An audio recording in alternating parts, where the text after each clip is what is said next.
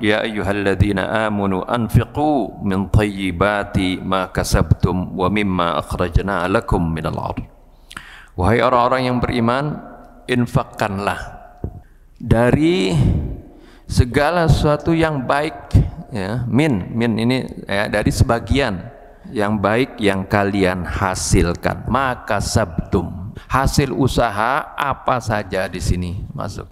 Ya, profesi-profesi yang ada zaman sekarang ini dianggap oh itu bid'ah katanya. Itu enggak wajib, enggak ada di zaman Rasul.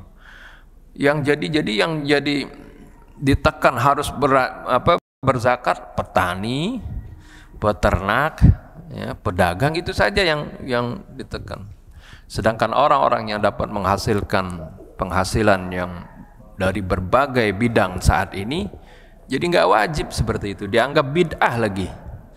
Nah ini ya, pandangan kalau kita nggak mengacu kepada Al-Quran seperti itu.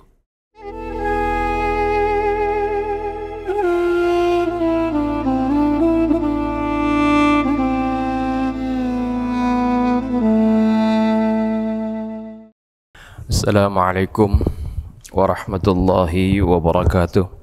Alhamdulillahilladzi hadana li hadza wa ma kunna linahtadiya laula an hadanallah. Wassalatu wassalamu ala sayyidina Muhammad ibn Abdullah wa ala alihi wa sahbihi wa man jahada fi sabilihi wa wala.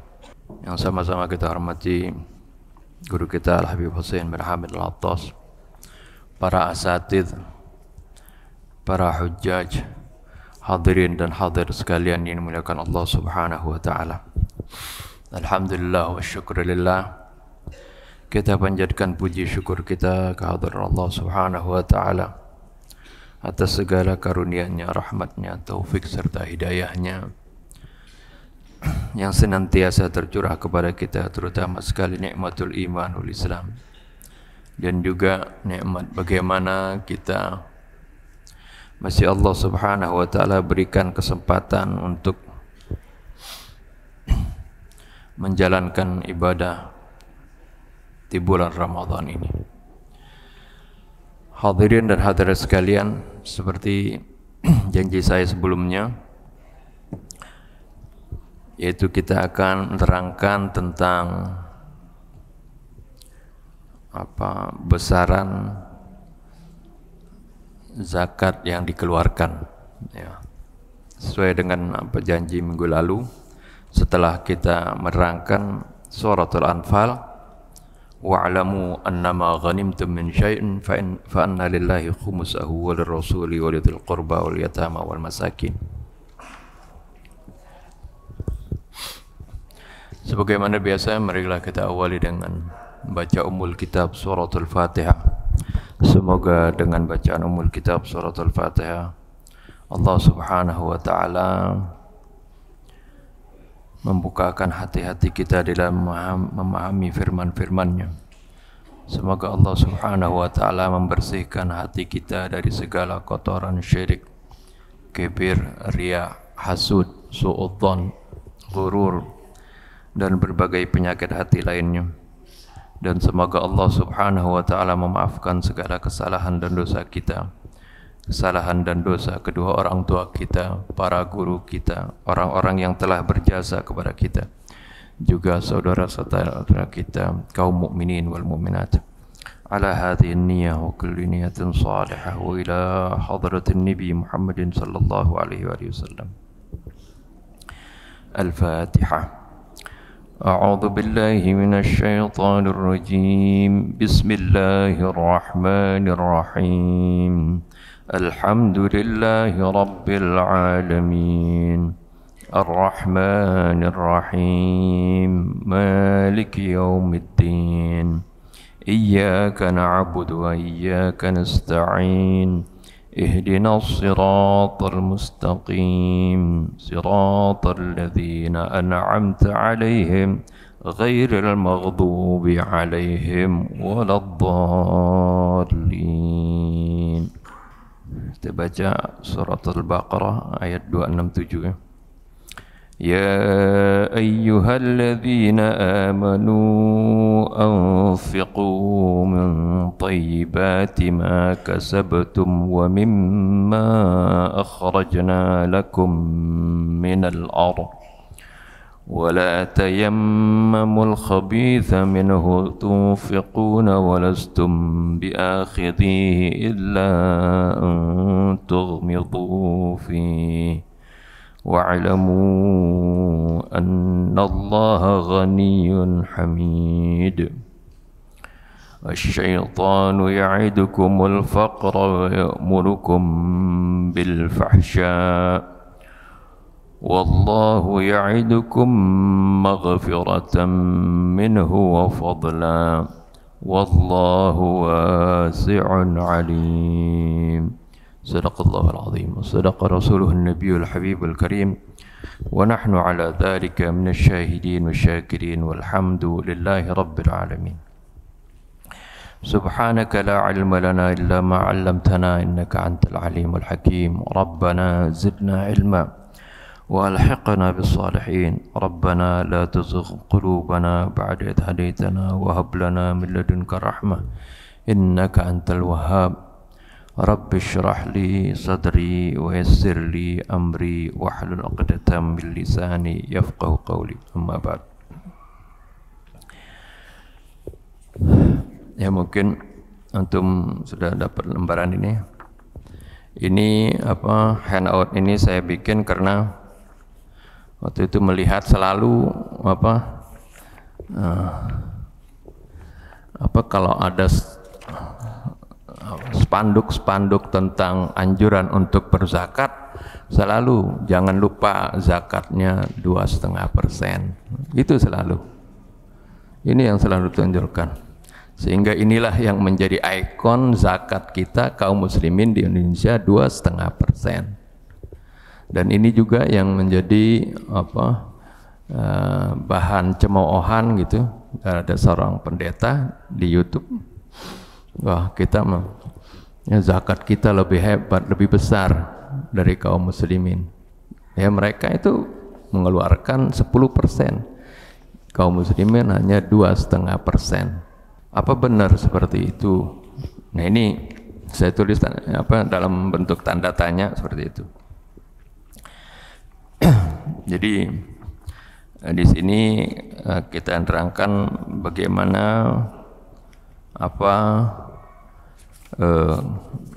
kenapa timbul 2,5% sebenarnya di dalam Al-Quran, bahkan di dalam ayat yang sudah kita bahas minggu lalu dalam surah Al-Anfal, di sana disebutkan 20% seperti itu. Walaupun kemudian di dalam di dalam hadis ada kategori-kategori lain yang menyebutkan jumlah yang lain. Nah, oleh karena itu mari kita coba renungkan firman Allah Subhanahu wa taala di dalam surah Al-Baqarah tadi. Sebelum itu tadi ini ada lupa ya. Sebenarnya mau ada lembaran satu lagi seperti ini. Ya, nanti mungkin di copy atau ini gampang sih. Baru ingat tadi. Ini kategori infak ya. Suka orang tanyain apa sih perbedaan antara infak, sedekah, zakat? Secara kategori, bukan secara maknanya ya, secara kategorinya. Kita gambarkan pakai himpunan begini. Kalau infak itu mencakup semuanya. Oleh karena itu ciri orang yang beriman, alladzina yunfiquna fis sarra'i wad-dharra. Ya, ciri orang yang orang yang bertakwa kan. Di antaranya alladzina yunfiquna fis sarra'i wad-dharra, yaitu mereka-mereka yang selalu berinfak. Baik dalam keadaan senang, dalam keadaan luas maupun dalam keadaan sempit. Ya, bagaimana orang kalau dalam keadaan susah, sempit, dia nggak punya harta seperti itu, kok tetap ciri orang yang beriman itu dia berinfak. Ya, berinfak dalam kategori yang luas ya. Kalau dia nggak punya harta, dia bisa berinfak dengan pengetahuannya, dengan ilmunya, dengan tenaganya, dengan bantuannya, macam-macam ya. Oleh karena itu kategori infak ini luas ya, mencakup di bawahnya lagi itu sedekah. Sedekah kan kita baca juga dalam hadis, sedekah tabassumuka fi wajhi akhika sedekah. Senyum kamu di wajah saudara kamu dihitung sedekah. Jadi ini kategori yang lebih sempit lagi sedekah. Sedekah termasuk juga zakat, itu termasuk zakat karena sedekah, zakat ini masih dalam kategori sedekah ya. Zakat tatawu sedekah ya kan gitu. Yang tidak terspesifikasi ya. Kalau zakat kan ini lebih spesifik ya, lebih khusus, lebih tertentu ketentuannya. Nah, kemudian yang lebih kecil lagi, tadi sedekah kan atas infak kita yang sunnah ya, kita memberikan bantuan kepada siapa, memberikan itu disebut sedekah ya. Sampai kan tadi senyum sedekah, fi kulli tasbihatin sedekah, wa fi kulli tahlilatin sedekah, wal amru bil ma'ruf sedekah, wan nahyu 'anil munkar sedekah. Itu banyak sekali kategorinya sedekah ya. Nah, kalau zakat lebih spesifik ya. Zakat termasuk sedekah, tapi sedekah yang wajib ya.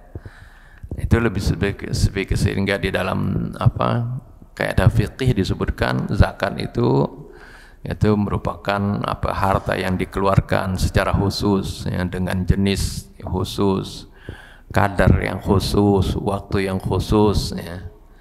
Dan juga diberikan kepada golongan yang khusus, golongan tertentu seperti itu. Itu zakat, lebih spesifik ya.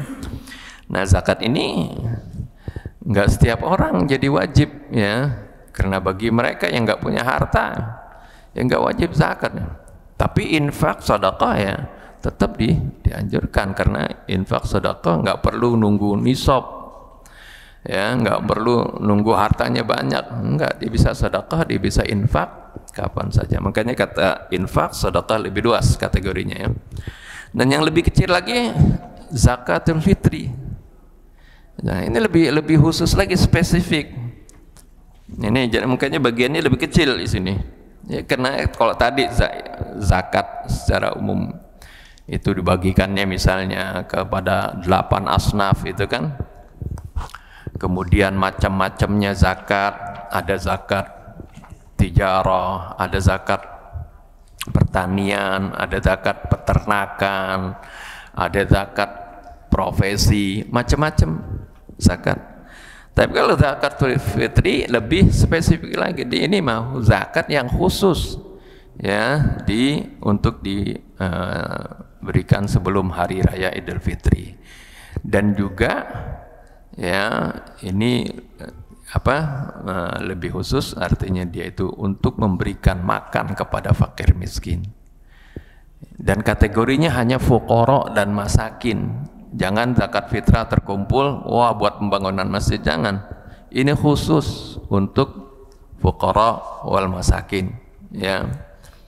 Kalau ada misalnya anak yatim tapi ya dia dalam kategori fuqara wal masakin. Misalnya ada Ibnu Sabil juga dalam fuqara wal masakin, seperti itu. Jadi karena itu saya suka ingatkan panitia zakat, kadang-kadang di bulan Ramadan juga nerima bukan hanya zakat fitrah saja, tapi juga ada zakat mal.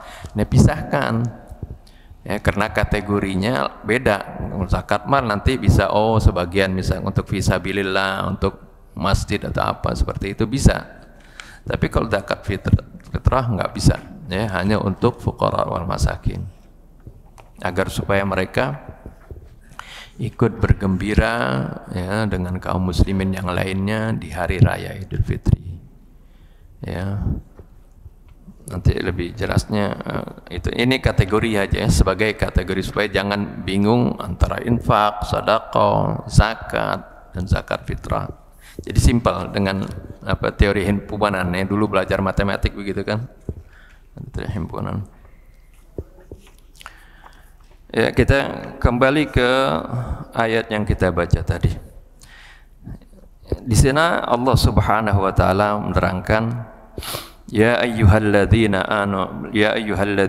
amanu anfiqu min thayyibati ma kasabtum wa mimma akhrajna lakum minal ardh. Wahai orang-orang yang beriman, infakkanlah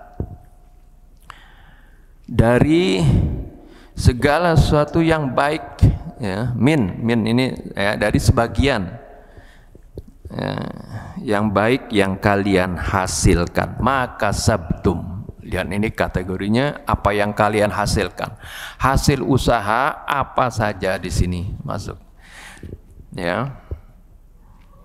Wa mimma akhrajna lakum minal ardh, dan apa yang kami keluarkan untuk kalian dari perut bumi ini.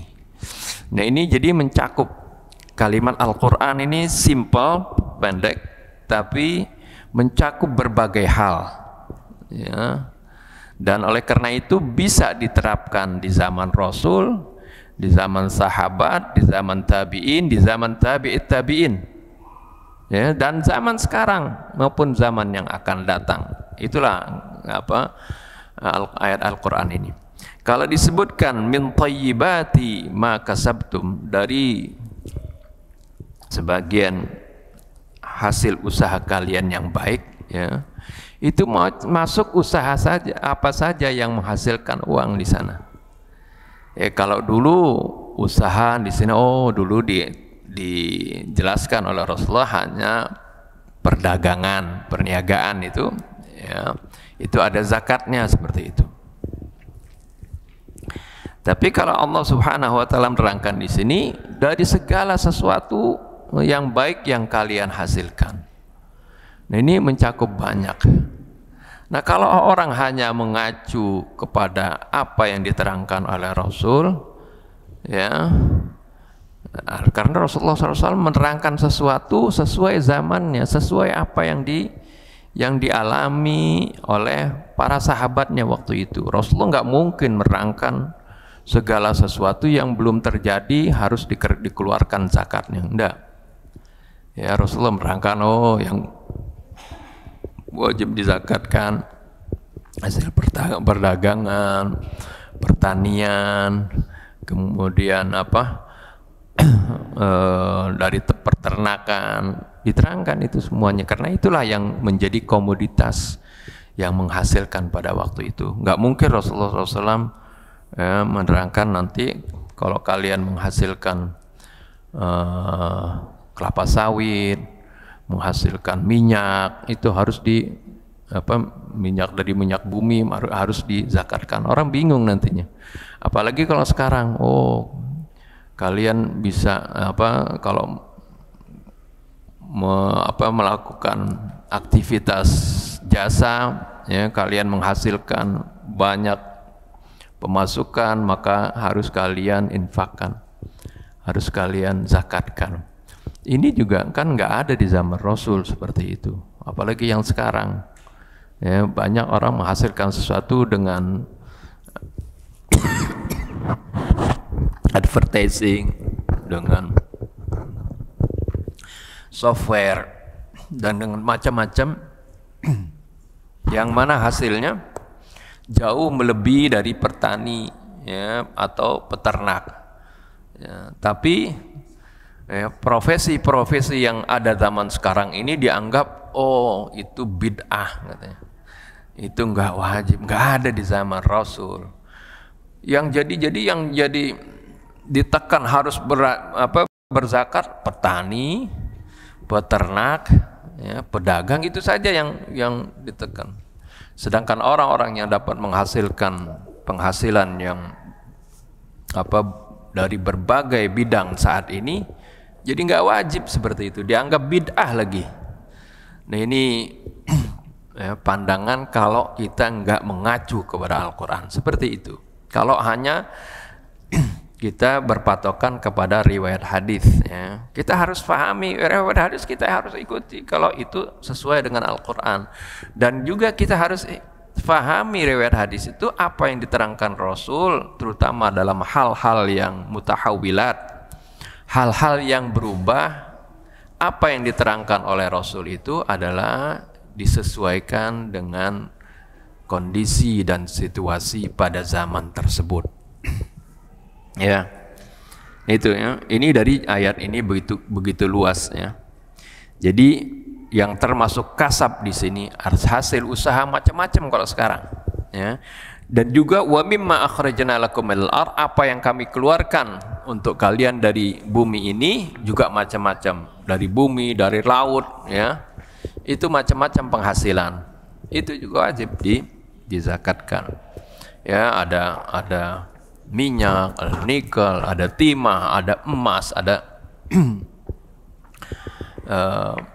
dari tumbuh-tumbuhan kelapa sawitnya, ada cabenya, misalnya bawang putihnya, cengkehnya itu, ya. Kalau itu menjadi komoditas, ya, yang menghasilkan, wajib dizakatkan. Lain halnya orang nanam cabai di rumahnya hanya buat konsumsi, itu itu sih tidak wajib zakat untuk dirinya saja seperti itu. Tapi sekarang harga cabai bisa lebih mahal dari harga beras seperti itu. Nah, inilah pengertian ini yang penting yang harus kita pahami, ya. Adapun penjelasan di sini ini ada hanya rincian, ya. Jadi seperti itu. Nah, kata min di sini, min, ya, min thayyibati ma kasabtum. Bimakna laisa kullal mal. Laisa kullal mal, artinya ini sebahagian, enggak semua harta. Allah Subhanahu wa taala juga artinya Maha mengetahui, ya. Allah memerintahkan kita berzakat bukan supaya kita miskin gitu, enggak. Ya, malah Rasulullah katakan ma talifa malun min sadaqah, ma naqasa malun min sadaqah, harta itu tidak berkurang dengan disedekahkan, bal yazdad kata Nabi, bahkan bertambah dan bertambah, ya, karena itu akan membawa keberkahan. Jadi di sini Allah sebutkan min arti lil tab'id, arti sebagian, enggak semuanya harus dikeluarkan, enggak, ya. Yaitu dari, nah, kata sebagian ini, nah, terkadang, ya, nah itu ada kategorinya, ada 2,5%, ya, disesuai dengan apa yang kita dapat dari riwayatnya. Ada yang 5%, ada yang 10%, ada yang 20%. Ada juga bisa 30% atau 33%, sepertiga, ya. Ada juga kadang-kadang, ya, 50%. Ini dalam kondisi darurat, ya, dalam kondisi misalnya negara akan diserang oleh musuh. Nah, pada saat itu bisa saja seorang itu berinfak dengan sebagian hartanya, separuh hartanya. Ini pernah terjadi zaman Rasulnya.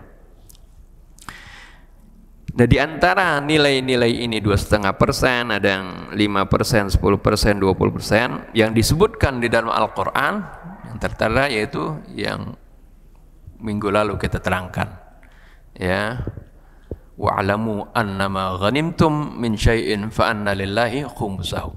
Jadi kata khumus 20% ini, itulah yang disebutkan presentasi zakat atau infak di dalam Al-Qur'an. Nah, di sini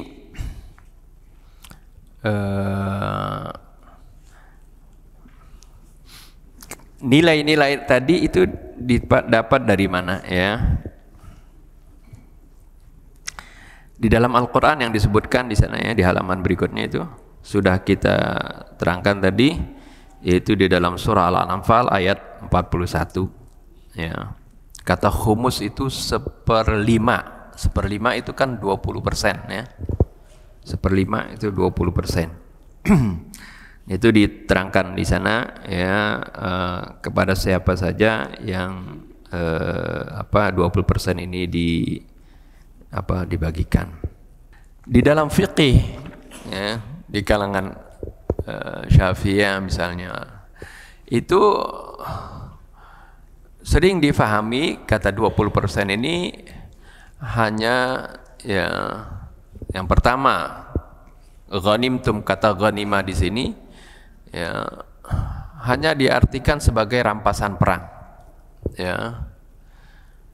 Nah, kalau yang lebih luas lagi, makna ghanimtum artinya segala keuntungan ya, yang didapat, yang waktu minggu lalu kita sebutkan unpredictable ya, unpredictable.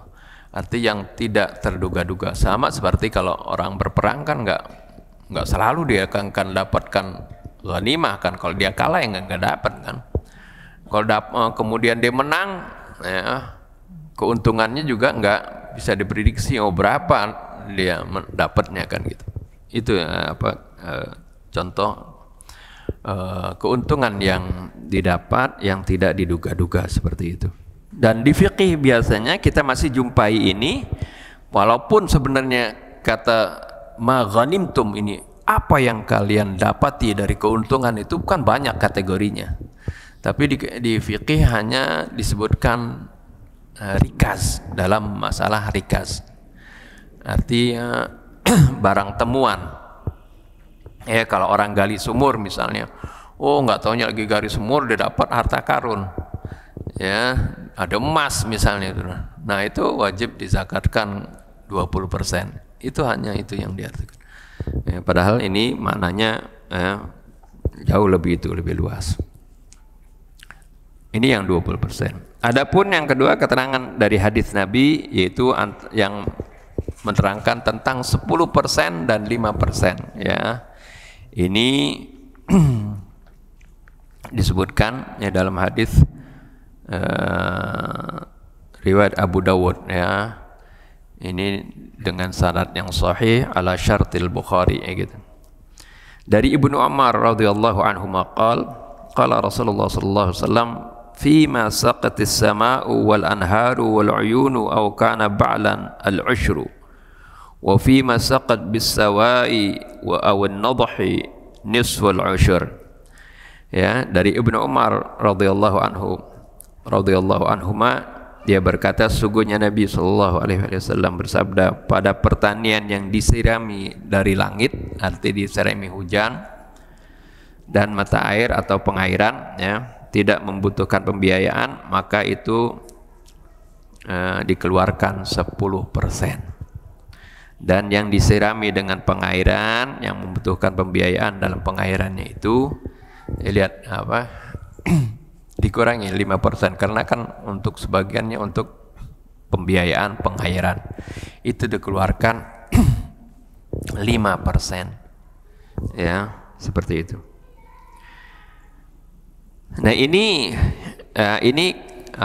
tentang presentasi yang dikeluarkan. Adapun kapan dikeluarkannya ini juga disinggung tentang zakat pertanian. Ini zakat pertanian ya, di dalam huwallazi ansha'a jannatin ma'rushatin wa ghayra ma'rushatin wan nakhla waz zar'a mukhtalifan ukuluhu waz zaituna war rumana mutasyabihan wa ghayra mutasyabih kulu min thamarihi idza athmara wa atu haqqahu yawma hasadih wa la tusrifu innahu la yuhibbul musrifin. Nah di sini ya Allah singgung tentang zakat pertanian ya. Ini Allah sebutkan di dalam surah Al-An'am ya, ayat 141. Dialah yang telah mengadakan, ciptakan kebun-kebun ya, ma'rusyatin wa ghairu ma'rusyat. Kebun-kebun ada yang berjenis berpara, ada yang tidak berpara. Artinya ada yang tumbuh-tumbuhan yang merembet begitu harus pakai penyangga seperti anggur ya, pare dan sebagainya gitu kan. Dan ada yang tidak seperti itu. Ya, tumbuh pohon seperti biasa. Kemudian disebut ada kurma dan juga ada tumbuh-tumbuhan yang bermacam-macam rasanya. Ada zaitun, ada rumman, ya, rumman 5 ini di sini. Jadi wazar'a mukhtalifan alwanuh, dan tumbuh-tumbuhan yang berbagai macam ya warnanya. Ini mengkategorikan sebenarnya berbagai tumbuh-tumbuhan. Ya, Allah nggak sebutkan apa itu cabai misalnya, cengkeh misalnya, atau ntar orang bingung ya. Tapi dengan kalimat ini Allah Subhanahu wa taala sudah terangkan sebenarnya semuanya. Nanti yang akan dijumpai oleh umat Nabi Muhammad SAW yang hidup di berbagai daerah, di berbagai negeri, biasanya memiliki komoditas tumbuh-tumbuhan yang berbeda-beda seperti itu kan. Allah Subhanahu wa taala hanya menyebutkan waz-zar'a mukhtalifan ukuluhu. Nah, ini nanti mencakup macam-macam ya seperti itu. Jadi jangan dibilang cengkeh mah nggak ada zakatnya, zaman Nabi nggak ada seperti itu. Cabai merah nggak ada zakatnya, atau cabai rawit karena zaman Nabi nggak ada dikeluarkan itu. Ya mungkin kalau dulu ada ya paling untuk konsumsi makan ya, sendiri gitu kan, bukan untuk komoditas seperti sekarang. Nah, tapi di sini dengan waz-zar'a mukhtalifan ukuluhu, di sini mencakup semuanya. Termasuk di situ zaitun, ada rumman. Ini rumman delima dulu nggak disebutin. Ya, di kitab-kitab fikih juga nggak disebutin. Wajib zakatnya enggak. Ya, seperti itu. Tapi Allah Subhanahu wa taala justru sebutkan di sini. Kemudian Allah sebutkan kulu min thamarihi, silakan makan dari buahnya tersebut untuk kalian konsumsi. Tapi wa atu haqqahu yauma hasadih, tapi berikan haknya kepada fakir miskin ya pada saat kalian panen. Nah, ini menjadi ketentuan kalau zakat ya pertanian, kapan dikeluarkannya? Ya saat panen, seperti itu. Nah, ini juga bisa dianalogikan dengan orang yang mengeluarkan zakat dari penghasilannya. Kapan dia dikeluarkan? Ketika dia dapat, seperti itu. Nah, atau juga gaji misalnya ya, dia dapat ya dia keluarkan di sana. Itu apa kita mengkias dengan apa yang disebutkan dalam Al-Qur'an. Itu tadi yang 5% dan 10%. Terus kemudian 2,5% dari mana ini? Keterangan hadis tentang barang-barang emas dan perak yang ditimbun atau disimpan ya, itu ditabung ya, yang tidak berkembang dan telah berlalu waktu selama 1 tahun, maka nilai yang dikeluarkannya 2,5%. Jadi 2,5% ini hanya untuk harta kita yang mati, yang diem, yang tidak berkembang, yang disimpan, yang ditabung ya. Ada orang punya emas kah, punya uang kah, punya perak kah, punya tanah kah, yang nggak produktif ya. Ini berlalu 1 tahun, maka itu harus dikeluarkan ya. Berapa? 2. Allah pun ya nggak ini hartanya nggak berkembang, nggak suruh keluarin banyak, nggak. Allah maha bijaksana ya, disuruh keluarkan cuma 2,5% gitu. Kalau hartanya dia nggak berkembang, terus disuruh keluarinnya banyak, lama-lama habis gitu kan. Allah sangat-sangat bijaksana ini. Jadi 2,5% ini bukan semua zakat, bukan semua penghasilan. Jadi harta yang kita simpan sampai 1 tahun itu diperintahkan untuk dikeluarkan ya 2,5%. Ini mengambil dari firman Allah. Kenapa ini sering dikaitkan dengan emas dan perak dalam hadis Nabi? Karena firman Allah Subhanahu wa taala menyebutkan walladzina yaknizuna adz-dzahaba wal fiddah. Mereka yang menimbun emas dan perak. Jadi 2,5% ini untuk kategori al-kanz. Al-kanz arti sesuatu yang ditimbun, sesuatu yang disimpan, seperti itu, sesuatu yang ditabung ya. Walladzina yaknizuna adz-dzahaba wal fiddata wa la yunfiqunaha fi sabilillah fabashshirhum bi'adzabin alim. Mereka yang menimbun emas dan perak dan tidak menginfakkannya di jalan Allah, berikan kabar gembira kepada mereka dengan azab yang pedih.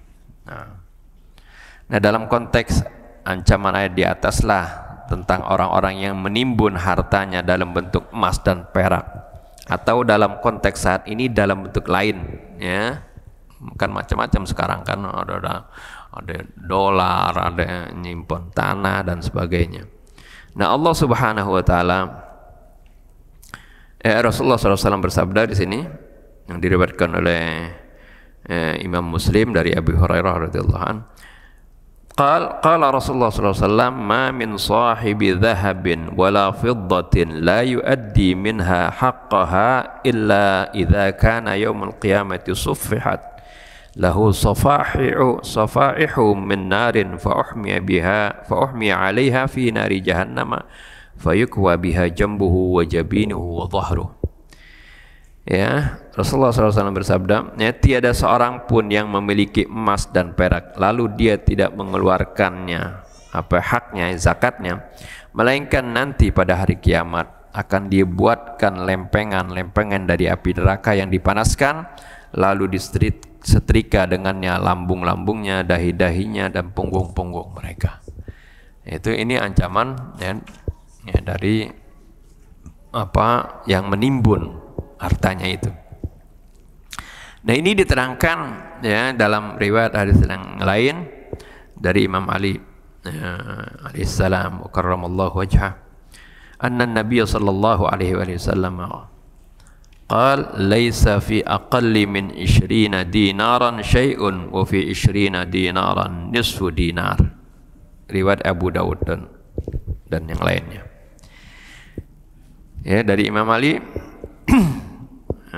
mengatakan, bersabda Rasulullah SAW, tiada ada zakatnya bagi emas yang kurang dari 20 dinar.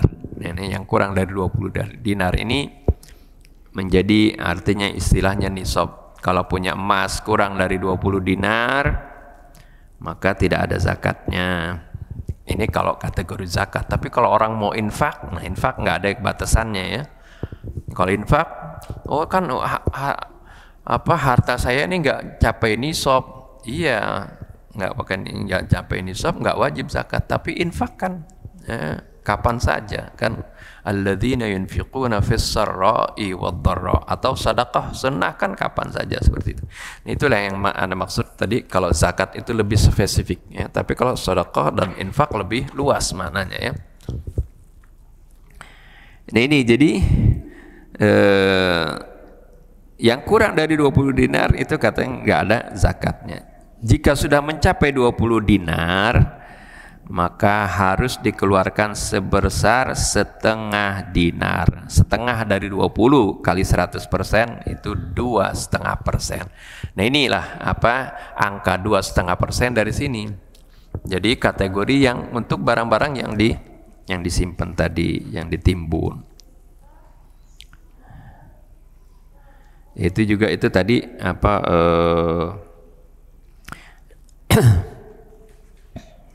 dari Imam Ali juga ya. Itu tentang emas. Kalau tentang perak ini riwayat Abu Daud juga ya. Dari sanadnya qala Rasulullah sallallahu alaihi wasallam idza kanat laka mi'ata dirhamin wa hala 'alaihal haul. Jika kamu memiliki 200 dirham, ini kalau perak ya, 200 dirham. Nanti berapa ukurannya secara hitungan kita, itu di bawah ada keterangannya. Jadi kalau kamu memiliki 200 dirham dan sudah berlalu 1 tahun, nah, kalau yang disimpan itu dikeluarkannya sudah ya, satu tahun ya. Fa fiha khamsatu darahim, maka dari 200 dirham harus dikeluarkan 5 dirham. Nah, ini juga 5 dirham, 5 ya per 200 yaitu sama ya 2,5% gitu. Jadi walisa 'alaika syai'un hatta yakuna laka 20 dinaran. Ya, kalau untuk emas ya, kamu tidak mengeluarkan kecuali kalau sudah mencapai 20 dinar. Wahala 'alaihal haul fa fiha nisfu dinar. Kalau emas ya setengah dinar, itu tetap 2,5% tadi. Fama zada fabi hisabi dzalik, kalau lebih dari itu sesuai dengan perhitungannya. Kalau pakai persen kan gampang ya. Kalau dia punya misalnya 100 apa 1 kilo ya 2,5% ya, langsung aja begitu. Kalau 2 kilo ya kali 2,5% aja begitu, ya gampang ya. Jadi fama zada fabi hisabi dzalik, yang lebih dari itu sesuai dengan perhitungannya. Walaysa fi malin zakatun hatta yahul alaihi al-haul, dan tidak ada pada zakat, maksudnya zakat yang disimpan ini ya, dan tidak ada di dalam harta itu zakat sampai berlalu padanya 1 tahun. Ini maksudnya zakat yang disimpan ya. Jadi kalau walaysa fi malin zakatun diartikan dan tidak ada dalam harta itu zakat, seluruh zakat, nah nggak benar ya, karena zakat pertanian kan dikeluarkannya nggak nunggu 1 tahun, tapi pada saat dihasilkan. Ini maksudnya masih dalam hal yang disimpan.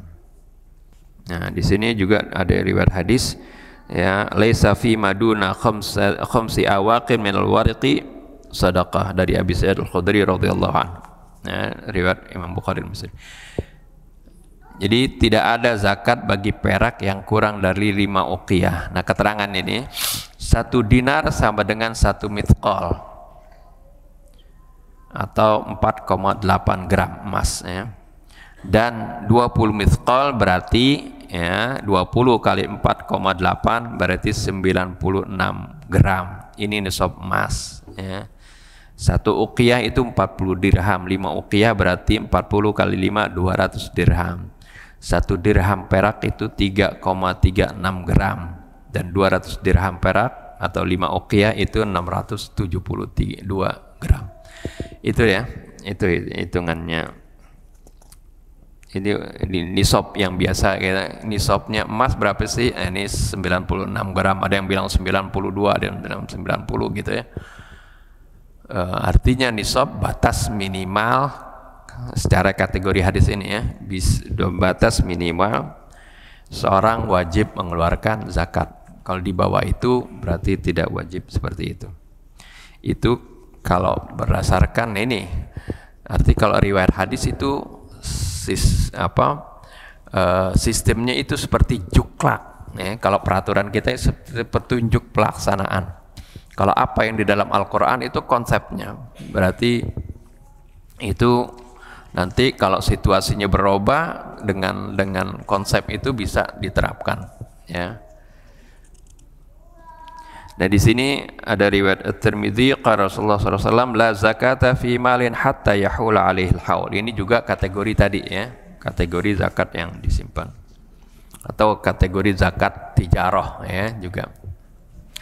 Nah, batas minimal harta yang wajib dizakati ini yang sering disebut nisab ya. Ini tadi kalau kata tadi dalam riwayat hadis itu kan kalau emas 20 mithqal atau 96 gram itu berdasarkan riwayat hadis. Tapi menarik kalau dalam Al-Qur'an Allah sebutkan al-afwa wa yas'alunaka madza yunfiqun, mereka bertanya kepada engkau apa yang harus mereka infakkan. Allah Subhanahu wa taala menjawab, qulil afwa, katakanlah ya Rasulullah, yang harus diinfakkan adalah yang melebihi kebutuhan. Al-afwa ini artinya yang melebihi kebutuhan. Ya, ini unik sekali dengan kalimat ini, kata satu kata, dan ini fleksibel. Tadi kalau bilang 96 gram atau dikaitkan dengan seorang yang punya gaji, berapa itu 96 gram? Kalau sekarang emas naiknya ya. Jadi kalau misalnya waktu itu 1 juta, 96 kali 96 juta ya, dia punya penghasilan setahun ya. Kalau dibagi 12 misalnya ya, 96 juta dibagi 12 ya 8 juta penghasilannya. Nah, dia 8 juta, ini dia wajib zakat ya. Oh, dia ini punya anak banyak, dia punya orang tua yang harus dibiayain, semuanya habis untuk untuk biayanya itu. Apa wajib zakat? Jadi enggak wajib.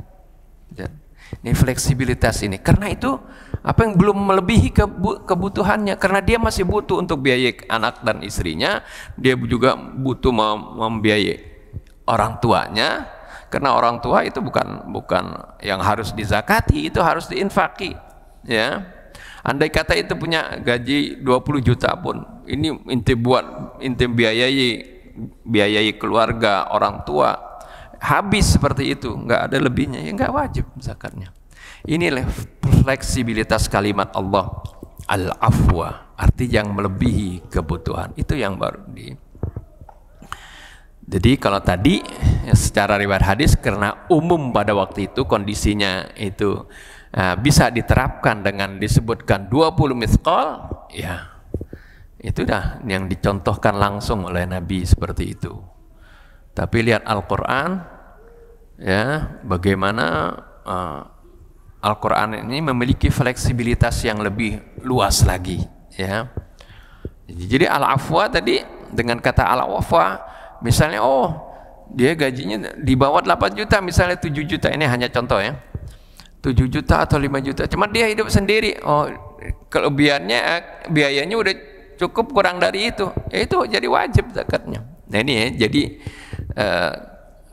nisabnya itu fluktuatif tergantung dia punya kondisi. Inilah kenapa kita harus selalu merujuk kepada Al-Quran, karena dengan kita merujuk kepada Al-Quran, kita bisa menjawab berbagai tantangan zaman. Karena Al-Quran ini sering disebutkan para ulama, salihun likulli zamanin wa makan. Al-Quran itu sesuai bagi setiap zaman dan tempat. Nah itu ya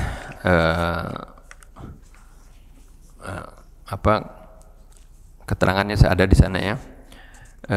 Berikutnya itu kenapa saya tadi cantumkan 30% ini, itu diambil dari riwayat hadis yang ya ada juga tercantum di sini, orang yang sahabat yang mau meninggal, dia mau infakkan 2/3 hartanya, mau disedekahkan gitu, diwakafkan atau apa. Rasulullah bilang jangan, ya, karena dia punya anak satu anak perempuan doang.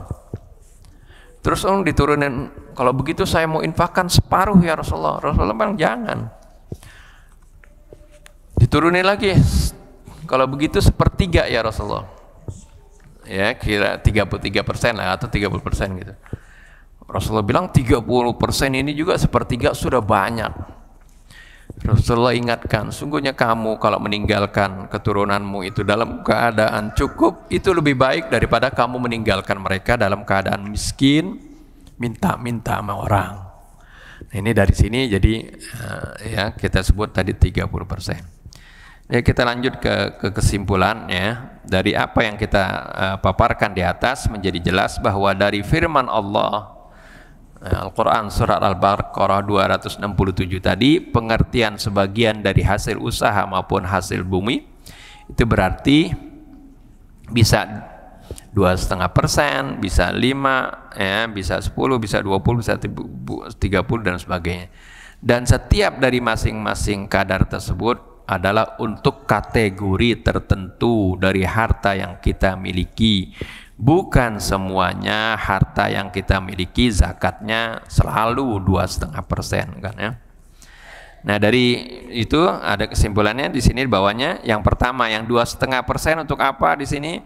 Untuk harta yang disimpan, ditabung, ditimbun atau yang disebut dalam istilah Al-Quran al-kanz ya.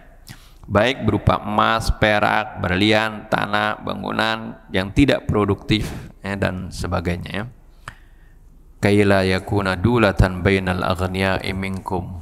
Ya, kalau disimpan aja agar supaya harta ini jangan hanya berputar di antara orang kaya.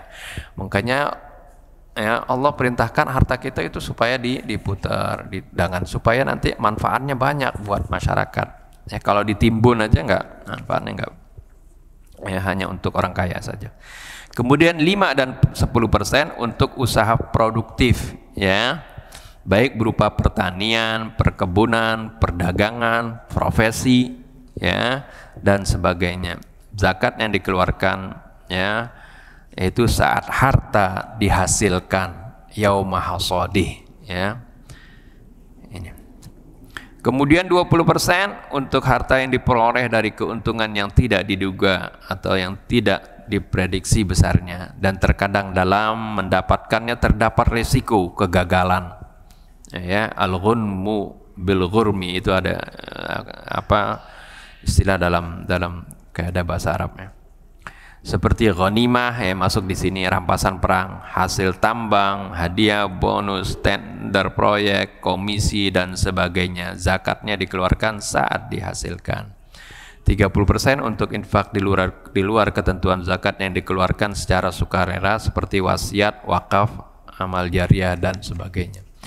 Mungkin itu aja secara garis besar ya supaya kita bisa memiliki pandangan tentang bagaimana luasnya makna infak dan juga kita paham jadi bukan hanya 2,5% saja ya yang diinfakkan. Wallahu subhanahu wa ta'ala alam. Assalamualaikum warahmatullahi wabarakatuh.